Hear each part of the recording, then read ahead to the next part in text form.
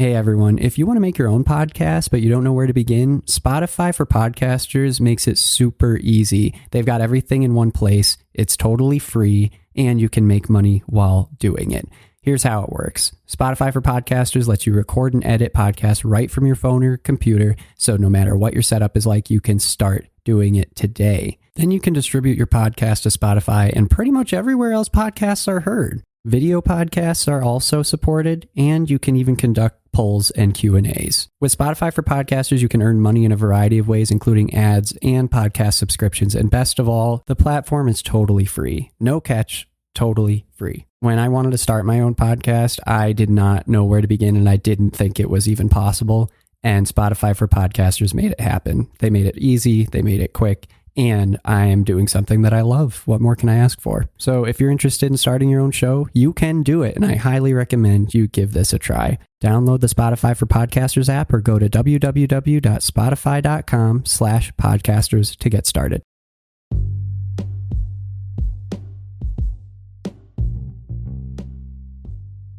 Hey, what's up, everybody? Welcome back to another episode of Everything Kratom, the podcast about anything and everything Kratom. Good to have you here on this Wednesday morning.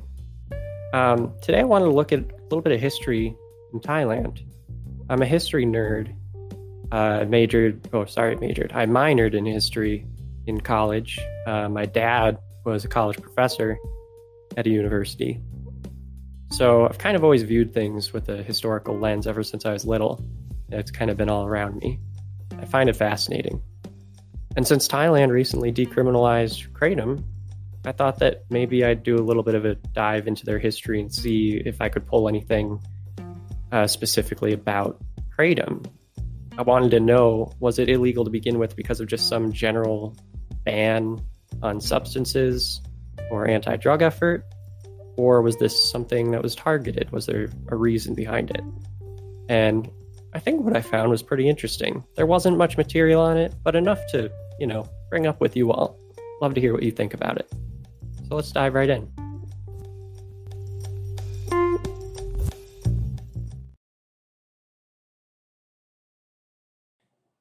Going back to the early 1900s in Thailand, they didn't know it yet, of course, but they were coming to the end of the last of their absolute monarchs. They had a royal family, and they had, not just the army, but they also had a separate royal army as well. And a very deep and rich culture. Yes, Bangkok is a city of strange contrasts. If you should happen to go there on an official visit to the king, you'd send a parade of elephants like this, all dressed up in cloth of gold, down to the station to meet you. And you'd ride through the streets like an oriental potentate. But when you arrived at the palace, the king, who was educated at Oxford and speaks English just as well as you do, would probably turn on his radio and tune in on your old friends, Amos and Andy. They had this monarch at the time, Vajiravad, who was Western educated. He was the first monarch to be Western educated.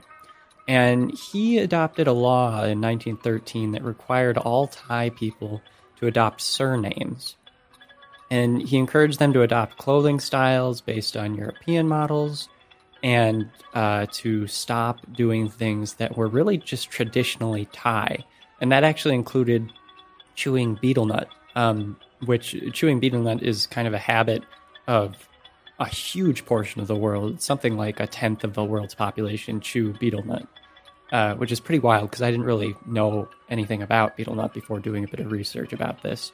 So 1/10 of everybody on Earth, it's estimated, chew on betel nut, and it's the fourth most common psychoactive drug in the world, following nicotine, alcohol, and caffeine. So that's really amazing.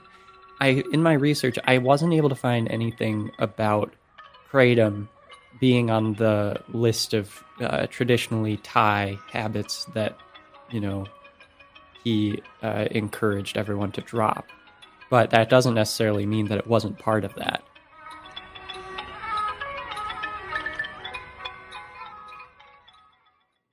So Vajiravad was also known for his splendor and extravagance and spending, and so his successor, who was his brother, inherited some financial issues, and he ended up having to order layoffs throughout government.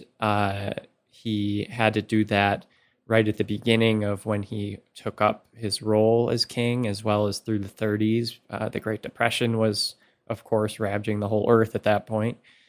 And these cuts and, the hardships that kind of came out of that really added to some discontent with the way that the monarchy was operating.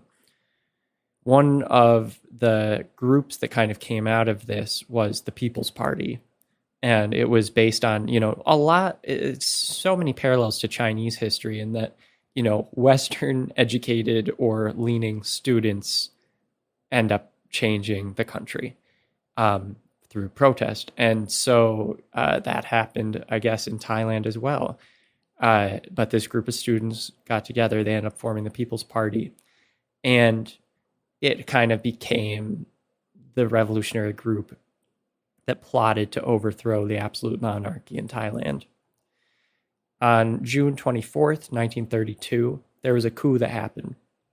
The coup ended up being nonviolent. They ended up doing it by getting all of the army that was not, loyal to the royal family and turned on them. So they finally took over without a war, and they basically got the country to the point where they developed a constitution.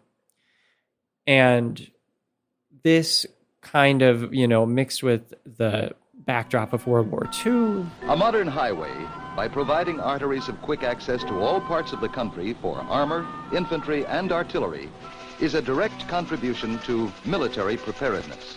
The kind of after lingering effects of the Great Depression, the already unstable fiscal status of the country when the new king had taken over to begin with. All of this really combined to create an unstable situation. And the Thai dictatorship ended up embracing what was a growing black opium market. And so instead of outlawing opium, it actually taxed opium. They taxed opium, they profited off of it. And the interesting thing about this, and this is where Kratom comes in, is that the opium farmers in Thailand, they're working all day, more than all day, and they are chewing Kratom leaves. And Kratom grows everywhere, in the jungle and out where they're working, they had access to these leaves. And so they could use these leaves to work, gave them energy, took away their pain from working, made it more bearable. Well, before long, Kratom use spread across Thailand. And it seemed to be, better to use Kratom than simply, waste away on opium. And opium was obviously rampant. So people started using Kratom. And the government realized that they were losing money because of Kratom. This is fascinating. They actually made that connection. There is a quote from a House of Representatives member from Lampang, where he says in a special meeting on January 7th, 1943, taxes for opium are high, while Kratom is currently not being taxed. With the increase of those taxes, people are starting to use Kratom instead, and this has had a visible impact on our government's income.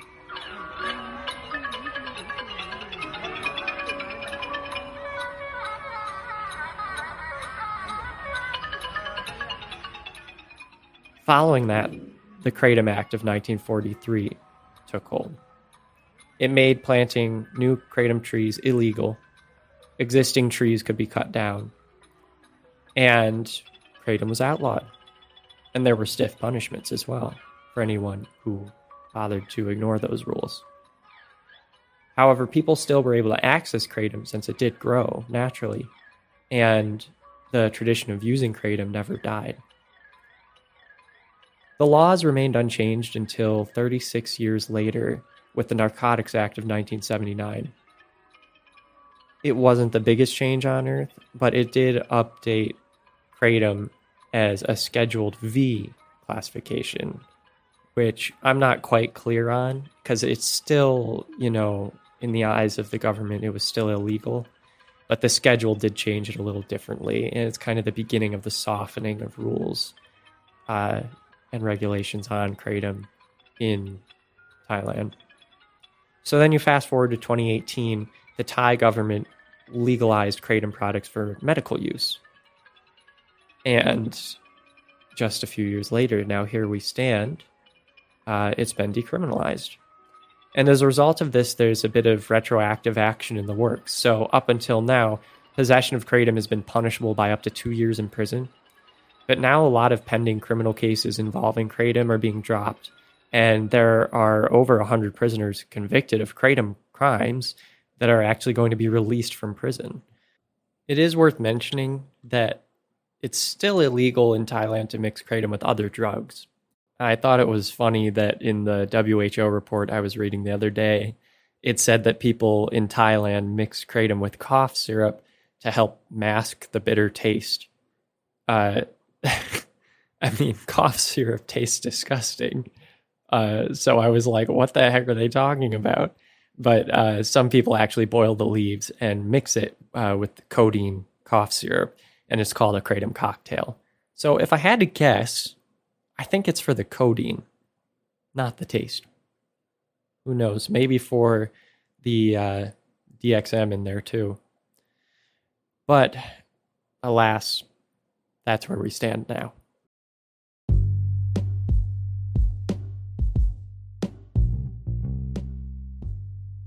So what's the future for Kratom around the world? What's next? I don't know, but I'm sure glad to be along for the ride with you all, and I'm glad you're here too. So thanks so much for joining. There's a link to the Discord in the description, as well as a link to support this podcast if you feel so inclined. Even 99 cents would help. So really appreciate you listening and joining me on this Wednesday morning. Have a great day, everybody. Bye.